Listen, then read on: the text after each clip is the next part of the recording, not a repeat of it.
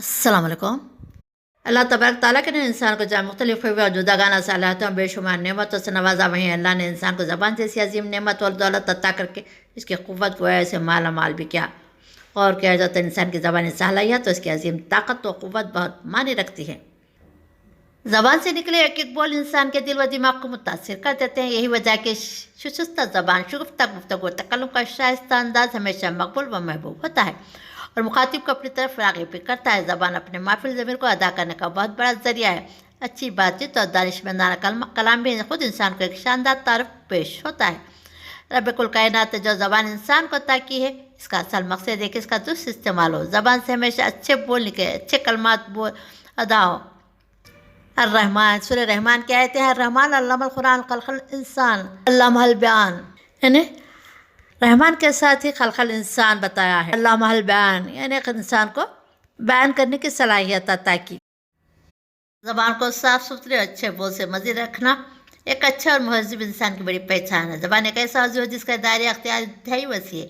یہ زبان جس طرح میدان خیر میں چلنے کی قوت رکھتی ہے، اسی طرح میدان شر میں بھی دوڑنے کی قوت رکھتی ہے۔ جو زبان پر قابو رکھتا ہے وہ دنیا کے تمام آفات اور شر و فتن سے محفوظ ہو جاتا ہے۔ جو زبان پر قابو نہیں رکھ پاتا تو اس کو دنیا کے شر و فتن پر ہر طرف سے کھیل لیتے ہیں۔ پھر انسان کو اپنی چرب زبانی اور لایعنی باتوں کی وجہ سے نقصان اٹھانا پڑتا ہے، کیونکہ انسان کے اعضاء میں سب سے زیادہ نافرمانی زبان سے ہوتی ہے، جس کی ایک بڑی وجہ ہے کہ زبان کو حرکت دینے میں نہ کوئی وقت ہے نہ کوئی تھکن۔ اس لیے عام طور پر زبان کی آفت سے بچنے میں لوگوں کا تساہل ہو جاتا ہے۔ اس کے شر کو معمولی تصور کر کے نظر انداز کر دیتے ہیں، حالانکہ دیکھا جاتا ہے یہ شیطان کا ایک مؤثر ترین ہتھیار ہے، جس کے ذریعے سے وہ اللہ کے بندوں کو شکست دیتا ہے، ضلالت و گمراہی کے راستے پر چلنے کے لیے مجبور کرتا ہے۔ زبان کا ایک دوسرا رخ بھی ہے جو نہایت سنگین ہے، جو خبیہ و رذیلہ الفاظ پر مشتمل، مثلا جھوٹ، غیبت، چغلخوری، فحش گوئی، لغو گوئی، خود نمائی، خود ستائی، ایذا لسانی، خصوصت، نفاق، سب شتم، لعن و طعن، استہزاء، برے القاب، ملامت، کسی کی برائی بیان کرنا، کسی کی تحقیر و تذلیل کرنا وغیرہ، یہ سب زبان کی خطا سے سرزد ہوتے ہیں، گناہ میں داخل ہے۔ سامعین، نبی صلی اللہ علیہ وسلم نے اپنے صحابہ، پوری امت مسلمہ بلکہ پوری انسانیت کو زبان کے ایسے رخ سے ڈرایا، اس کے خطرناک نتائج سے آگاہ کیا ہے، دینوی اور عقیدی نقصانات سے متنبہ کیا ہے، زبان درازی سے بچنے کی تلقین اور حکم بھی فرمایا۔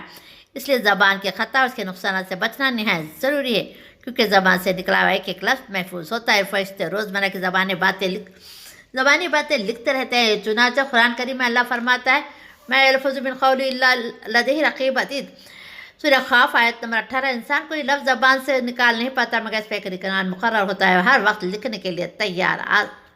آسان ترجمہ قرآن سورۃ میں 1093 اور سورہ انفطار میں اللہ یوں بیان فرماتا ہے، اور یقیناً تم پر کچھ نگران فرشتے مقرر ہے اور معزز لکھنے والے جو تمہارے سارے کاموں کو جانتے ہیں۔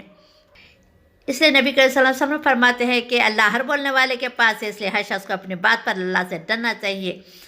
اس طرح زبان سے متعلق حدیث سے اس طرح ہے کہ ایک موقع پر حضرت معاذ بن جبل رضی اللہ عنہ نے حضرت حضور اقدس صلی اللہ علیہ وسلم سے عرض کیا، یا رسول اللہ، جو کچھ ہم بولتے ہیں کیا اس پر بھی مؤاخذ ہوگا؟ تو نبی صلی اللہ علیہ وسلم نے فرمایا، لوگ دوزخ میں اپنی زبانوں کا بویا کاٹنے کے لیے اوندے ڈالے جائیں گے۔ حضرت عبداللہ بن سفیان رضی اللہ عنہ نے ایک موقع پر نبی صلی اللہ علیہ وسلم سے عرض کیا، یا رسول اللہ، مجھے اسلام کے متعلق کوئی ایسی بات بتائے کہ آپ کے بعد کسی سے پوچھنے کی ضرورت نہ پڑے، آپ مجھے بتائیں کہ میں کس چیز سے اجتناب کروں۔ آپ نے زبان کی طرف ارشاد فرمایا، ترمذی بحوالہ احیاء العلوم 277-3۔ اس طرح ایک بار حضرت عقبہ بن عامر رضی اللہ عنہ نے نبی صلی اللہ علیہ وسلم کا ہاتھ پکڑ کر کہا، یا رسول اللہ، مومن کی نجات کا ذریعہ کیا ہے؟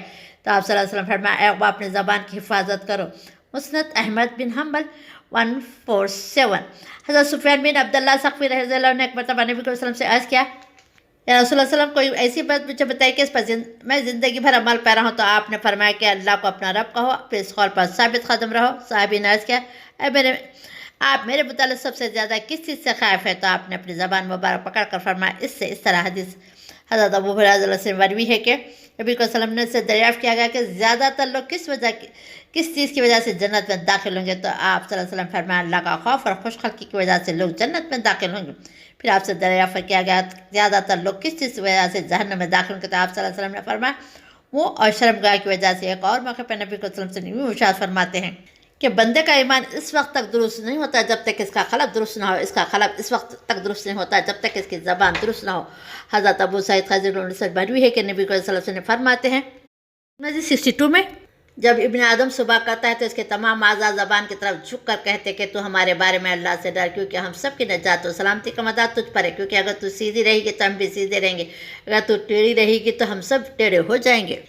یہی وجہ کہ نبی صلی اللہ علیہ وسلم نے زبان کی حفاظت کی تدبیر اس کا بہتر علاج یہ بتایا کہ زیادہ تر خاموشی اختیار کیا جاتا ہے کہ زبان لہو لعاب اور لا یعنی باتوں کے نقصانات سے محفوظ ہو جائے۔ چنانچہ ایک موقع پر نبی صلی اللہ علیہ وسلم فرماتے کیا میں ایسی عبادت نہ بتاؤں جو بہت سہل اور بدن کے لیے بہت آسان ہے؟ وہ عبادت ہے خاموشی، خوش خلقی۔ حضرت حسن بصری رحمۃ اللہ فرماتے ہم سے حضور صلی اللہ علیہ وسلم نے ارشاد نقل کیا کہ اللہ تعالیٰ اس بندے پر رحم کا معاملہ فرمائے جو بولے تو نفع اٹھائے اور خاموش رہے تو سلامتی پائے۔ ایک عربی حضور صلی اللہ علیہ وسلم کی خدمت سے حاضر ہوا، اس نے کہا مجھے کوئی ایسا عمل بتلائے کہ مجھے جنت مل جائے، تو نبی صلی اللہ علیہ وسلم سے فرمایا کہ بھوکے کو کھانا کھلاؤ، پیاسے کو پانی پلاؤ، اچھی بات کی تلقین کرو، بری باتوں سے منع کرو، کہ تم ایسا نہ کر سکو تو زبان کو خیر کے علاوہ کوئی بات کہنے سے روکو۔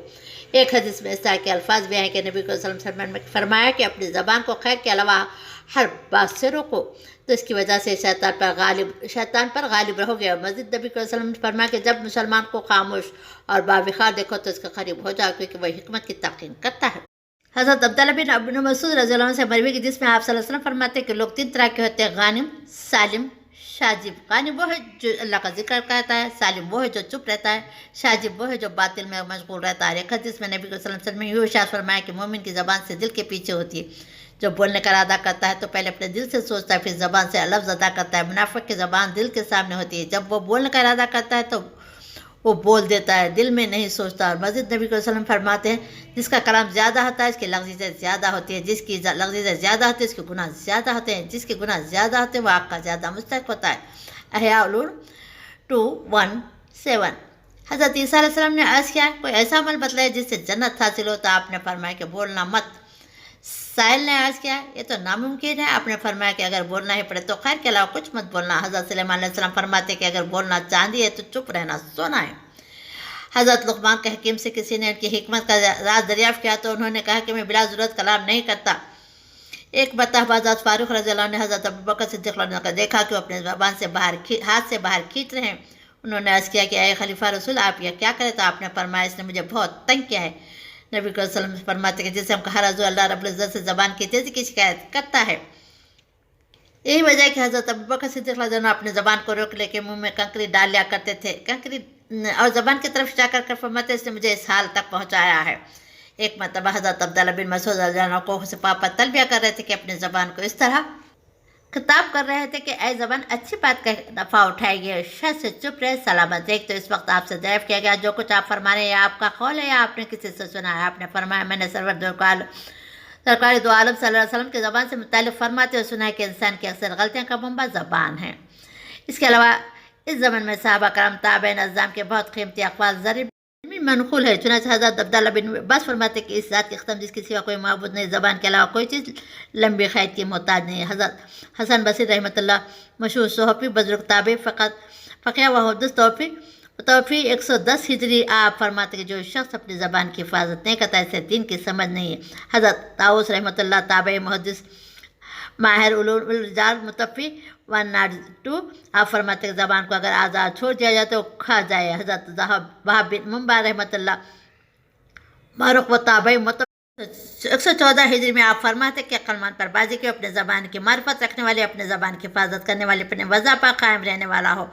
امام اوزاعی رحمۃ اللہ علیہ 157 ہجری میں آپ فرماتے کہ ہمیں عمر بن عبدالعزیز رحمۃ اللہ نے خط میں تحریر فرمایا جو شخص موت کو بہت یاد کرتا ہے دنیا کی تھوڑی چیز پر خانے ہے، اور جو شخص کلام کو بھی عمل شمار کرتا ہے وہ غیر مفید کلام نہیں کرتا۔